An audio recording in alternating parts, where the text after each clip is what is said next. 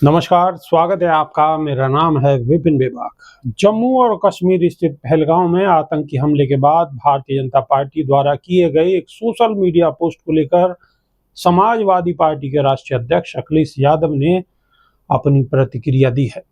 Social media site x पर अखिलेश ने कहा है कि बीजेपी के इस विज्ञापन से उनके कट्टर समर्थक भी उन्हें माफ नहीं करेंगे। सपा चीफ ने लिखा है कि भाजपा ने जम्मू कश्मीर के बेहद दर्दनाक हादसे पर बचकाना विज्ञापन छापकर साबित कर दिया है कि भाजपाइयों की संवेदना उनके प्रति शून्य है, जिन्होंने अपना जीवन खोया है और जिनके परिजनों पर दुख का पहाड़ टूट पड़ा है। भाजपा अब ये विज्ञापन हटवा भी देगी तो भी उसका ये पाप उसके कट्टर समर्थक तक माफ नहीं करेंगे। भाजपा हमेशा आपदा में अपनी सत्ता और सियासत के लिए अवसर ढूंढती है। भाजपा अपनी सत्ता के सिवा किसी की सगी नहीं है। घोर निंदनीय है।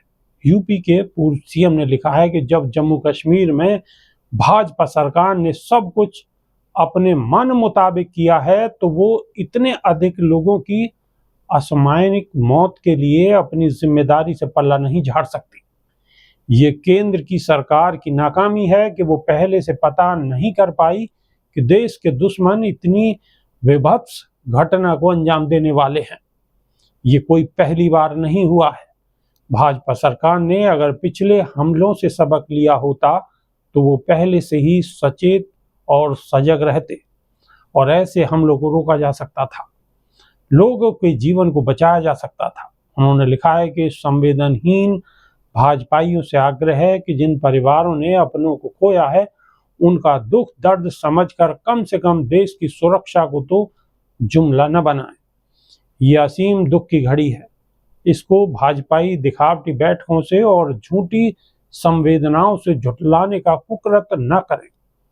अखिलेश ने लिखा है कि भाजपाइयों और उनके संगी साथियों के खिलाफ देश भर के करोड़ों लोगों के मन में उठ रहा है गहरे दुख और रोष और क्रोध से भरा ये आक्रोशित सवाल गलत नहीं है कि अगर भाजपाई और उनके संगी साथी देश भर के पर्यटकों को जम्मू कश्मीर के भ्रमण पर जाने के लिए प्रेरित कर रहे हैं तो उनकी सुरक्षा के पर्याप्त प्रबंध पहले से क्यों नहीं किए गए। जहां हमला हुआ वो स्थान कोई निर्जन स्थान नहीं था बल्कि एक चर्चित पर्यटन स्थल था।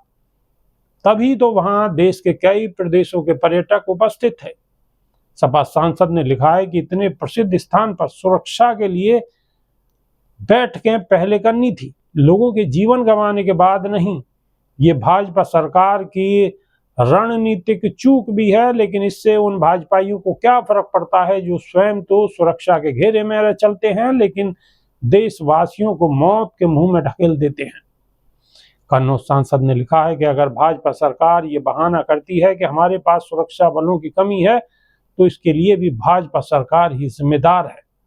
सुरक्षा बलों की संख्या घटाकर 2ym दर्जे के सुरक्षा उपकरणों, अस्त्र शस्त्र व युद्ध वाहनों को खरीदकर तथा अग्निवीर जैसी योजनाएं लाकर भाजपा देश की सुरक्षा से जो समझौता कर रही है वो क्षम्य नहीं है।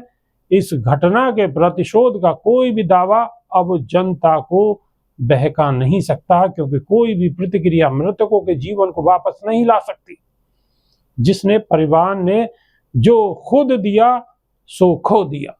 उन्होंने लिखा है कि सच तो ये है कि न तो देश की आज़ादी में भाजपाई उनके सगे साथियों ने कोई योगदान दिया, न वो देश की आज़ादी को बचाने में कोई योगदान दे रहे हैं। लाख माफी मांगने पर भी भाजपाइयों और उनके सगे संगी साथियों को न तो हमारे भारत देश का इतिहास माफ करेगा और न भविष्य।